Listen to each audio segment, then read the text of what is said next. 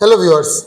Mostly clients जो visit करते हो कहते हैं जी हमारे पास तो बैंक स्टेटमेंट थी, उसके बावजूद हमारा वीज़ा रिफ्यूज़ हो गया। इसकी क्या वजह है? बैंक स्टेटमेंट तो हमारी बहुत अच्छी थी। अच्छा देखें, बैंक स्टेटमेंट का मतलब बैंक में पैसे पड़े रहना नहीं है।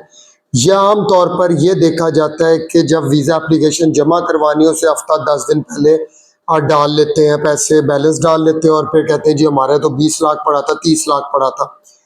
होता ही है कि अगर आप खुद सोचें, अगर एम्बेसी को आपकी सिर्फ क्लोजिंग बैलेंस चाहिए हो तो वो क्या आप आखिरी एक पेज जमा करवा दें बस। वो आपसे क्यों 3 माह या 6 माह या 4 माह का जो है वो मांगते हैं? मतलब 4 माह की बैंक स्टेटमेंट में कम से कम भी 15-20 सफ़े तो होते हैं। इसी तरह अगर आप 6 माह की कहें तो इससे भी ज़्यादा पेजेस होते हैं। तो ये पेजेस इतने ज़्यादा वीज़ा ऑफिसर इसलिए पढ़ता है कि वो आपकी जो है वो उसको चेक करता है कि ट्रांजैक्शन पैटर्न क्या है आपका। तो जब भी बैंक स्टेटमेंट आपने साथ अटैच करनी है, इसके अंदर दो चीज़ें बड़ी क्लियर हो कि आपकी बैंक स्टेटमेंट आपके सोर्स ऑफ इनकम को वेरीफाई कर रही हो। अगर आपके इनकम जो है, सोर्स ऑफ इनकम आपकी बैंक स्टेटमेंट में वेरीफाई नहीं हो रहा, आपका वीज़ा कभी भी अप्रूव नहीं होगा।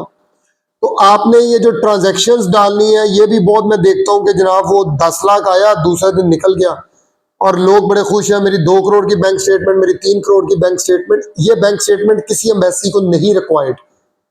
बेफजूल की ट्रांजैक्शन नहीं डलवानी।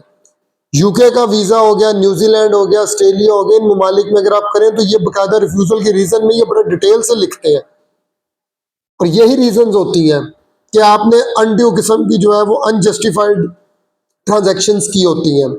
आपको अगर किसी भी किस्म की प्रोफेशनल सर्विसेज, वीज़ा, इमिग्रेशन या स्टडी वीज़ा के हवाले से आप हमसे रब्ता कर सकते हैं। व्हाट्सएप नंबर है 030471111196। अपना बहुत ख्याल रखिएगा। Thank you very much.